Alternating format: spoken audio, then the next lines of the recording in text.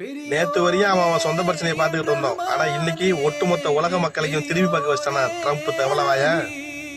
இப்போ சிலிண்டர் தட்டுப்பாடு மிகப்பெரிய அளவுல வந்துருச்சா. பெரிய பெரிய ஹோட்டல்ஸுக்குள்ள இருந்து சாதாரண ஹோட்டல் வரையும் இழுத்து மூட வேண்டிய ஒரு நிலைமை, டீ கடைகளை இழுத்து மூட வேண்டிய நிலைமை. ஏன் நம்ம வீட்லயே இருக்கிற வரையும் தான் பயன்படுத்த முடியும், அதுக்கப்புறம்லாம் ஆர்டர் போட்டுலாம் வருமாங்கிறது கேள்விக்குறி தானே. ஒட்டுமொத்த நாடுகளுமே இங்க உலக பொருளாதாரத்தை முன்னிறுத்தி தான் வாழ்ந்துகிட்டு இருக்குங்கிறது நம்ம எல்லாருக்குமே தெரியும். நம்ம மிகப்பெரிய அளவுல பாதிப்பு அடைய போறோம் அப்படிங்கறதும் இங்க எத்தனை பேருக்கு தெரியும். அப்படியே ஒரு நிமிஷம் கொரோனா காலகட்டத்துக்கு போவோம். அப்போ யாரும் பாத்தீங்கன்னா பெருசா நம்ம நல்ல துணிமணி வாங்கி வைக்கணும், நகநட்டை வாங்கி வைக்கணும்னு சொல்லி யாருமே எதிர்பார்க்கல. நம்ம அத்தியாவசிய பொருளா யோசிச்ச ஒரே விஷயம் உணவு மட்டும்தான். அந்த உணவையே அந்த மாரி ஒரு நேரத்துல எல்லாரும் என்ன பண்ணானுவான், அவனு எந்த அளவுக்கு விலைவாசிய வச்சு விக்கணுமோ அந்த அளவுக்கு விலைவாசி வச்சு வித்தானுவோம். நம்மளாம் அதுல பட்ட கடனே இங்க பல பேர் இன்னமும் அடைக்க முடியாம அதுல கீழே விழுந்தவங்க யாருமே இன்னும் நிறைய பேர் எழுந்திருக்க முடியாத ஒரு சூழ்நிலையில நிறைய குடும்பங்கள் அழிஞ்ச ஒரு சூழ்நிலையும் நம்ம பார்த்துட்டு தானே இருந்தோம். மனிதம்ங்கிறது கிடைக்காத ஒரு நேரத்துல கொடுத்து உதவுறதானே தவிர அது கிடைக்கல அதனால வேற வழி கிடையாது, இவ்வளவு ரூபாய் தான், நீ வாங்கினா வாங்கு, வாங்கி சாப்பிட்டா சாப்பிடு, இல்லைனாக்க செத்து போ அப்படின்னு சொல்றது மனிதம் கிடையாது.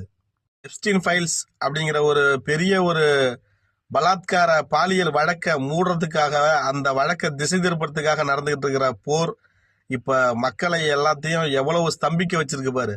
அதாவது நம்ம மக்கள் எல்லாரையும் இந்த சாதியாலையும் மனத்தாலையும் இனத்தாலையும் மொழியாலையும் வேறுபடுத்தி வச்சிட்டு இருக்கிற வரையும் இங்க அரசியல் பிழைப்புவாதிகள் பிழைப்பு நடத்திக்கிட்டு தான் இருப்பாங்க. ஆனா நாம என்ன பண்றோம், தேர்தல் நேரத்துல பாத்தீங்கன்னா ஒரு சில குரூப்புகள்லாம் இருக்கு, அப்படியே என்ன பண்ணுவோம் தெரியுமா, எந்த வேலை வெட்டியுமே போறது கிடையாது. அப்படியே இன்னைக்கு போனோம்னாக்கா எப்படியும் ஒரு 1000 ரூபாய் வெட்டிக்கலாம், 1500 ரூபாய் வெட்டிக்கலாம், 2000 நமக்கு மொங்கம் போட்டலாம் அப்படிங்கிற ஒரு கேவலமான புத்திகளை வைத்து வேலை வெட்டிக்கே போவாத குரூப்புகள் இன்னைக்கு ஊர்புறங்கள்ல நிறைய பேர்த்த நம்ம பாக்குறோம்.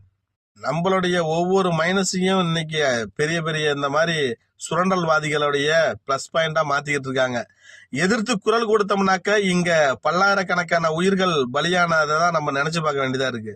எல்லாத்துக்குமே குரல் கொடுக்கறனாக்கா இந்த மனிதனா பிறந்ததற்கே நம்ம அர்த்தம் கிடையாது. அதாவது ஒவ்வொரு மனிதனும் அன்றாட வாழ்வியலுக்கு தேவையான ஒரு வாழ்வாதாரத்துக்கு அவன் வேலை செஞ்சு ஏதாவது வயிற்ற கழுவிக்குவான். ஆனா ஒண்ணுல ஒரு சின்ன விஷயம் என்னன்னா, பழைய நியூஸ் தான், ஒரு மனநலம் பாதிக்கப்பட்டவர் ஒரு இடத்துல போயிட்டு சாப்பாடு பொருளை திட்டாங்க அப்படிங்கிறதுக்காக அவனை அடிச்சே கொண்ட சமூகத்துலதான் நம்ம வாழ்ந்துகிட்டு இருக்கிறோம். ஆனா இங்க பல்லாயிரக்கணக்கான கோடி ரூபாய் ஊழல் செய்த ஊழல்வாதிகளை நம்மளால எதிர்த்து குரல் கொடுக்க தான் முடியுதா? ஒரு பக்கம் என்னடானாக்கா ஆரம்ப சுகாதார நிலையத்தை வெக்கமே இல்லாம தன்னுடைய வீரா பயன்படுத்திட்டு இருக்கானவோ, இன்னொரு பக்கம் 2.5 வயது சிறுமின்னு கூட பார்க்காம பாலியல் பலாத்காரம் பண்ணி சாவடிக்கிறானவோ. இதுக்கெல்லாம் ஒரு நாளைக்கு ஏறத்தாழ 3 அல்லது